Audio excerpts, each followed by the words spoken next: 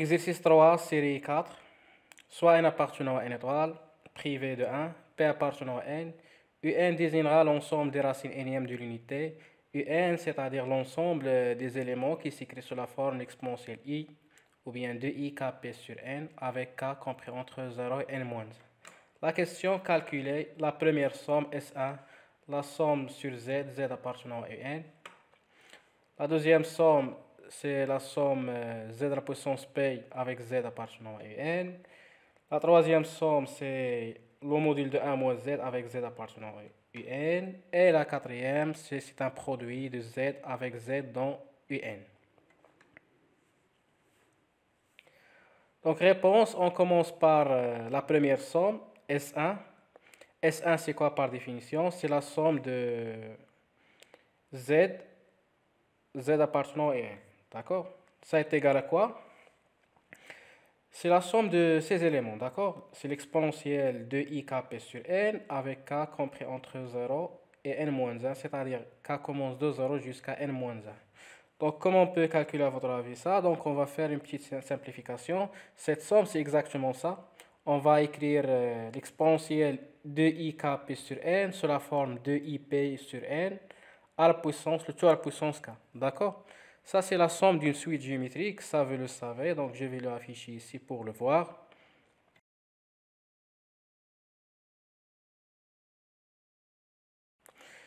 Donc, d'après ce que vous avez vu, donc c'est 1 moins l'exponentielle i de p sur n, le tout à la puissance n, sur 1 moins l'exponentielle de ip sur n.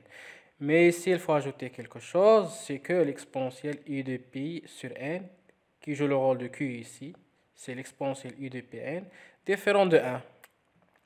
Donc ça va donc c'est 1. La deuxième expression, c'est exactement l'exponentielle i de inp sur n sur 1 moins l'exponentielle de ip sur n. Qui est égal, donc simplifions par n ici. Donc ça va être l'exponentielle de ip sur 1 moins l'exponentielle de ip sur n. Et l'exponentielle i de p, c'est quoi? C'est 1, d'accord? Alors 1 moins 1, c'est 0. Calculons S2.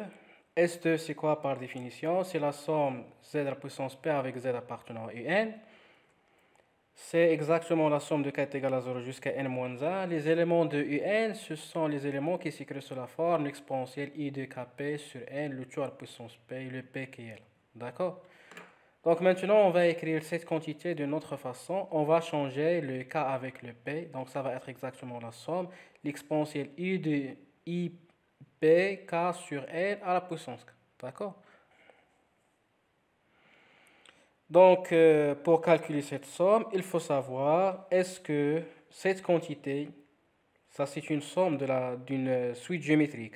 Alors, pour calculer cette somme, il faut savoir est-ce que cette quantité est égale à 1 qui est là, ou bien différent de 1.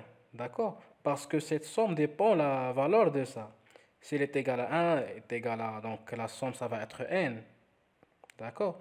Mais si elle est différente de 1, on peut appliquer la somme de la suite géométrique.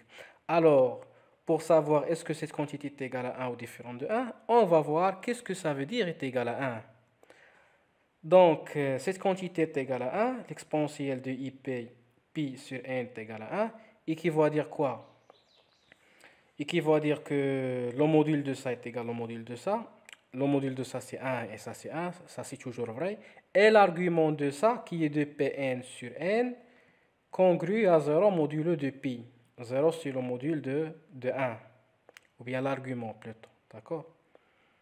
Donc, puisque ces deux nombres complexes sont égaux et elles ont le même module, alors les arguments sont égaux, ou bien l'un congru à l'autre modulo de pi.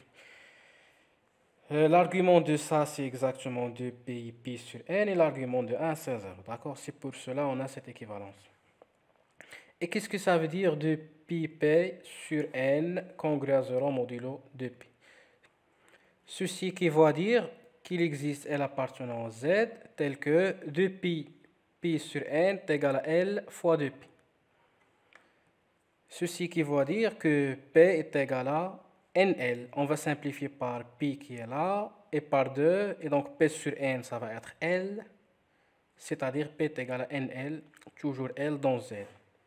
Ceci qui va dire quoi? Donc ceci qui va dire que N divise P, d'accord? Maintenant, cette quantité, elle est égale à 1 si et seulement si N divise P. Alors maintenant, on peut faire la disjonction de cas. Si N divise P, d'accord? Alors, à votre avis, cette quantité, ça va être égal à 1. Parce que ça équivaut à dire ça. Et puisque on a ça, alors on a ça. Alors, l'exponentielle de IPP sur n est égal à 1 implique, et lorsque cette quantité est égale à 1, donc on va remplacer ici par 1 à la puissance k, c'est 1. Donc la somme des 1 de k est égale à 0 jusqu'à n moins 1, c'est 1 plus 1 plus 1 plus 1, combien de fois? N moins 1 moins 0 plus 1. C'est n fois, d'accord? Donc c'est n. Donc S2, ça va être n dans ce cas. Deuxième cas, si n ne divise pas P, d'accord? Donc ici, je dois si n ne divise pas P, qu'est-ce qu'on a dans ce cas? Alors, à votre avis, est-ce que l'exponentielle u de Pn sur P, ça va être égal à 1? Non, parce que on a n ne divise pas P, donc on a la négation de ça. Et donc, on a la négation de ça, puisqu'il y a l'équivalence. Alors, S2 est égal, la somme de k est égale à 0 jusqu'à n-1, l'exponentielle u de pi sur n, la puissance k. Ici, je dois ajouter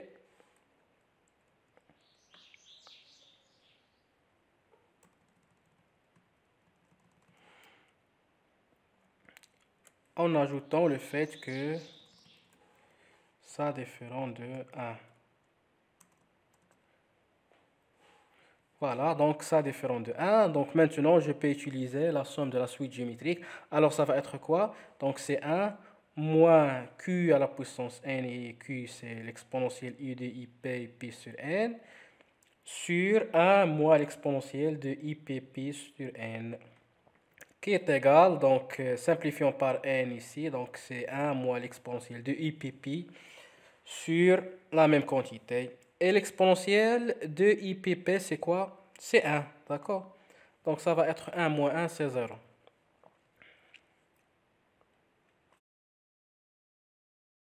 Calculons S3. S3, tout d'abord, c'est la somme de module 1 moins Z avec Z appartenant à UN. Donc on va remplacer Z, c'est l'exponentielle I de KP sur N, avec K commence de 0 jusqu'à N moins 1, qui est égal. Donc je vais inverser ici l'ordre. D'accord, je vais commencer par l'exponentielle I de Kp sur N moins 1. Donc qui est égal, la somme de K est égale à 0 jusqu'à N moins 1. L'exponentielle, donc je vais factoriser par l'exponentielle IKP sur N. D'accord? Et puis je vais distribuer le module. Donc c'est le module de l'exponentielle IKP sur N fois le module de l'exponentielle IKP sur N moins l'exponentielle moins IKP sur N. D'accord? Donc on a vu cette astuce dans l'exercice, je pense, 2. 2 ou bien 3. Exponentielle est à moins 1 en général. Alors le module de cette quantité, l'exponentielle quelque chose, c'est 1, d'accord? Donc il ne reste que la somme de k est égale à 0 jusqu'à n-1 fois le module, le deuxième module. C'est l'exponentielle IKP sur n, etc. Et ça, on peut en savoir, ça est égal à quoi? D'accord? Donc ça, c'est une formule de Euler, l'une des formules de Euler. Donc c'est la somme de k est égale à 0 jusqu'à n-1 de i sinus kp sur n. D'accord? Qui est égal, la somme de k est égale à 0 jusqu'à n-1. Le module est distributif, donc c'est le module de i fois le module, ou bien la valeur absolue, puisque le sinus est un nombre réel, sinus de quelque chose, sinus kp sur n. Qui est égal, le module de i, c'est 2. D'accord? Et la valeur absolue de sinus kp sur n, c'est sinus kp sur n. D'accord? Pourquoi ça?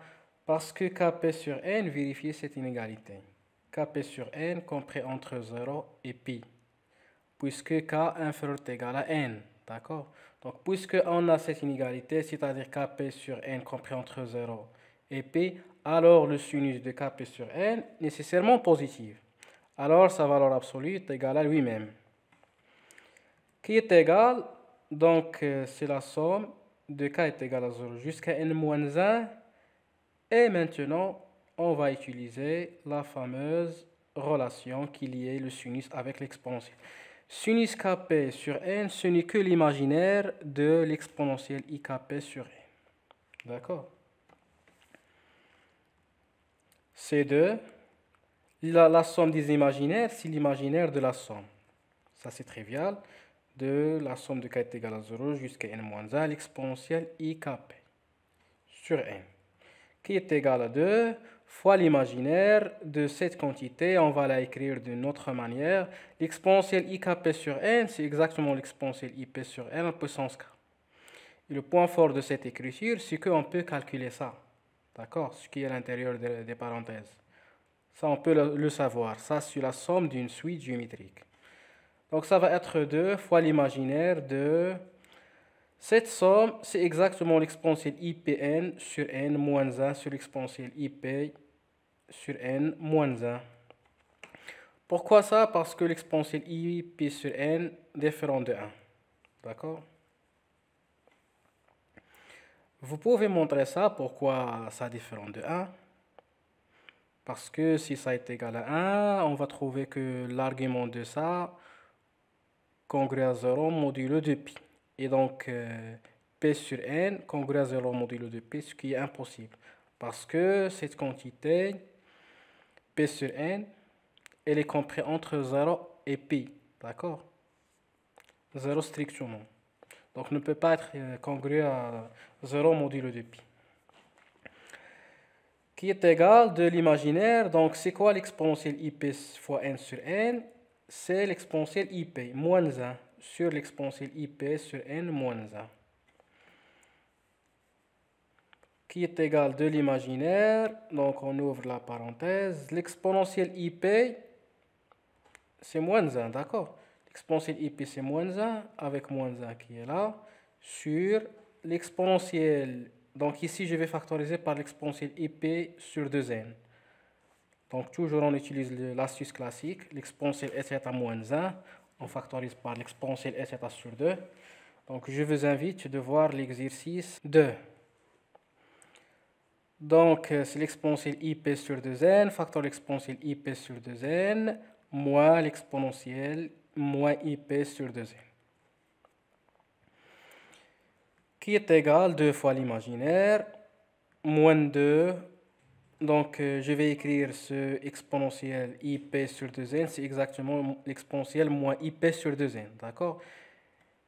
Et l'exponentiel ip sur 2n moins l'exponentiel moins ip sur 2n, en utilisant les formules de Euler, c'est 2i sinus p sur 2n.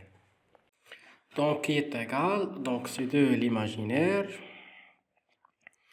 Donc, on ouvre la parenthèse, donc moins 2, ou bien c'est moins. Qu'est-ce qu'on va faire? Donc, remarquez ici, on va simplifier par 2, ok? Donc, 2 avec 2, ça va sauter, il ne reste que moins qui est là. L'exponentielle moins ip sur 2n, ce n'est quoi cosinus moins p sur 2n, plus i sinus moins p sur 2n. Tout sur, donc, i sinus p sur 2n. D'accord? Et on ferme la parenthèse. Donc, qui est égal de l'imaginaire. Donc, on ouvre et on ferme les parenthèses. Donc, on va faire quelques simplifications. Donc, le moins cosinus moins p sur 2n, ça va donner moins cosinus moins p sur 2n, moins i sinus moins p sur 2n, c'est exactement i sinus p sur 2n. Le moins avec le moins, ça va sortir parce que ce moins, ça va sortir puisque le sinus est une fonction qui est impaire. Donc, il ne reste que i sinus p sur 2n sur i sinus p sur 2n. D'accord? Et ça va être plus 1. Mais tout d'abord, divisons ça par i sinus p sur 2n. Et la deuxième quantité, ça va donner 1. Qui est égal, donc, de l'imaginaire.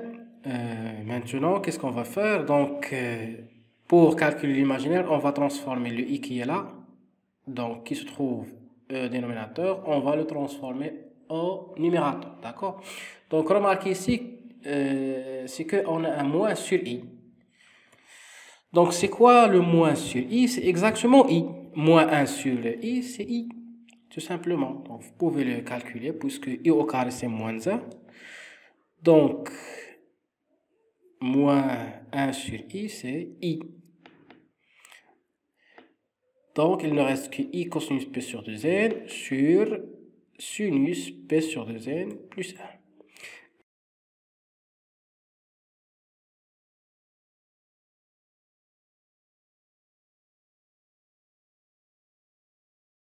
Et donc, on peut calculer l'imaginaire de cette quantité. Donc, cette quantité qui est là, c'est un nombre qui est complexe. Sa partie réelle, c'est 1 et sa partie imaginaire, c'est la partie qui est liée à i. Donc, c'est exactement cos p sur 2n sinus p sur 2n. Donc, est égal à cosinus sur... Voilà. Et ça, ce n'est que le cotangente de p sur 2n. Le cotangente, c'est le 1 sur tangente, d'accord? C'est l'inverse de tangente.